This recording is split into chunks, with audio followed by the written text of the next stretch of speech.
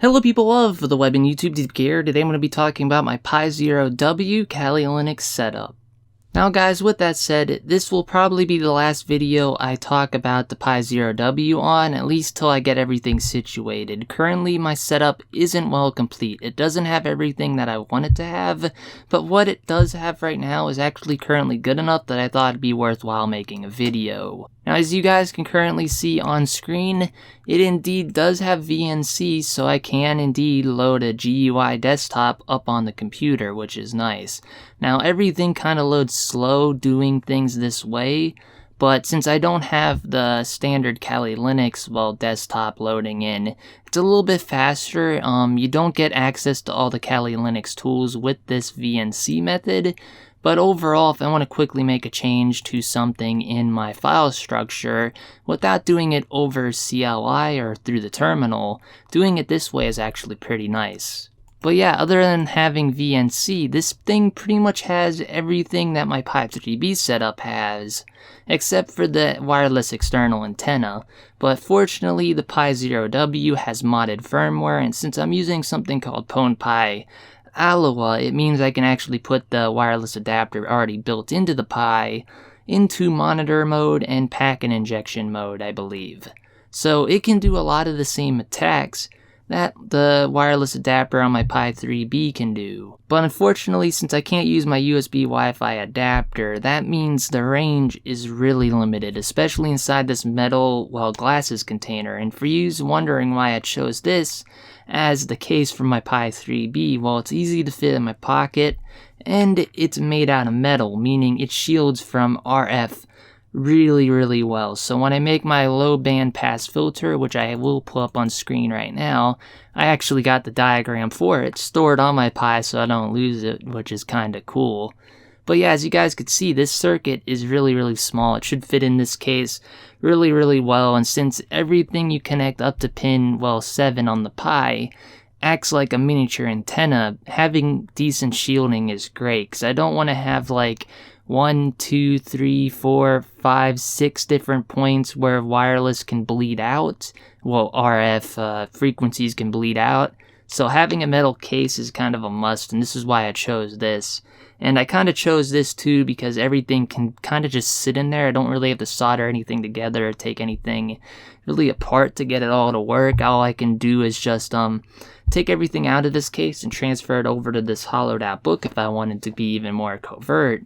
And it will fit in there nicely. And this book has enough room for, my wireless USB adapter if I ever get that working. So yeah, this is kinda of a test for you guys. If you guys have done something similar to this and got USB wireless adapters working on the Pi Zero W, let me know how, because I'm currently running Kali Linux. I got a powered OTG hub, and unfortunately, even with the powered OTG hub, nothing shows up under the Airmon tab as a USB wireless interface. Now, if I were to type in iwconfig or whatever that command is, I'll have it up on screen, it will indeed list out my USB wireless interface. But sadly, I think it's due to the Nexmon firmware that I am running on this, because it's pre-built into PwnPi Alloa. It will list the wireless adapter, but it will be on the same kind of bus, I think, or something like that, which makes no sense. Because that means when I turn it on, it means both of them come on at the same time. But it doesn't do that, so I don't know, guys. I'll leave this question up to you. If you guys got the answer to it, let me know down below in the comments, and I will make a video on it so other people don't get so lost when trying to do this same kind of setup like I have. Anyway, with that said, that's the RF circuit. For those of you that want to see it again, I'll leave it on screen for another 2 minutes. Oh, it's gone. Okay, so yeah, like I said, that's the wireless RF band filter circuit I'm going to make. It's not the greatest circuit out there, just because it will limit the range by a significant portion as far as I'm aware. If I remember correctly, even though this is 30 to 40 meter range, just because I measured out the antenna and measured the frequencies through SDR, so that's how I know it's within FCC spec, even though it's 30 to 40 meters now, it throws off a lot of harmonics where it shouldn't go, and if I were to add this low bandpass filter, the range will drop down to about 10 meters of, well, RF transmission. So sadly, I'm gonna lose range, but I will be more complacent with the FCC standards if I do this bandpass filter and incorporate it inside this metal case. So it may be just one of them things where I have to bite the bullet and go with this design, because currently this is the only design I found that is small enough to fit inside this case that actually seems to work really well. But yeah guys, I better start wrapping this video up, so before I go I'm going to show you guys what I currently got on my Pi Zero W, as well as what the temperatures basically are within this case. Now currently I had this thing running for about, I'd like to say 20 to 25 minutes, so the temperature should be really high in a metal case, you would imagine. But if I were to run a quick temperature check, it's only around 48 degrees in this thing. And I think it has to do with the fabric acting like a good insulator and the metal on the other side absorbing the heat. So I don't know. I tried other thinner cases. I put it inside this book, and most of the time it heated up way beyond where it should have, but it wouldn't damage it or nothing. So that's kind of good. But when it's in this case, the temperature stays great, which is nice. Other than that, as you guys can currently see, I got, well, VNC, that's running at the same time I'm running 2 terminals, which is really nice. And I currently got Pi FM RDS running, so if you guys are wondering how I got that to run, I'll link the video down below in the description where I showed you guys how to, well, compile this software to run on the Pi Zero W while running other Linux distributions other than Raspbian.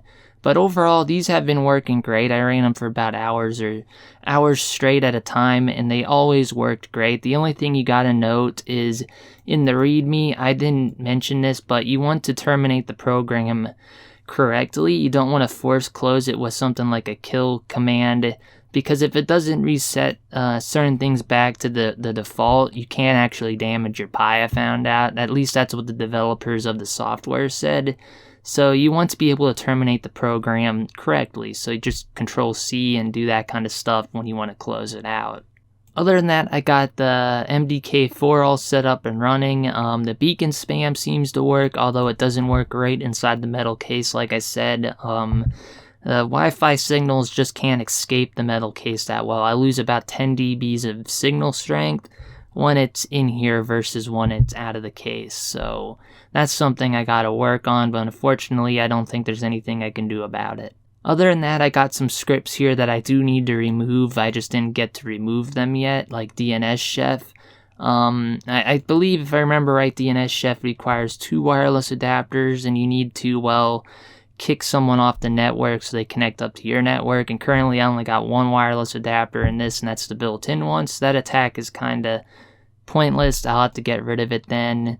Some other things that are kind of pointless at the moment are Hatkey, because even though I can use Hatkey, the keylogger on here, there's just really no point, because by the time I make a payload, I'd have to find a way to copy it on and off onto the victim's machine, and that kind of sucks. I guess you could set it up like a hit attack, run Hatkey, generate a script, throw the PowerShell into, well, the HID-based injection mode, and whenever you plug this into the computer next time or something, it will just auto-launch the Hatkey attack, which is something I may explore into, but currently I don't got that up and running, so that one's kind of pointless.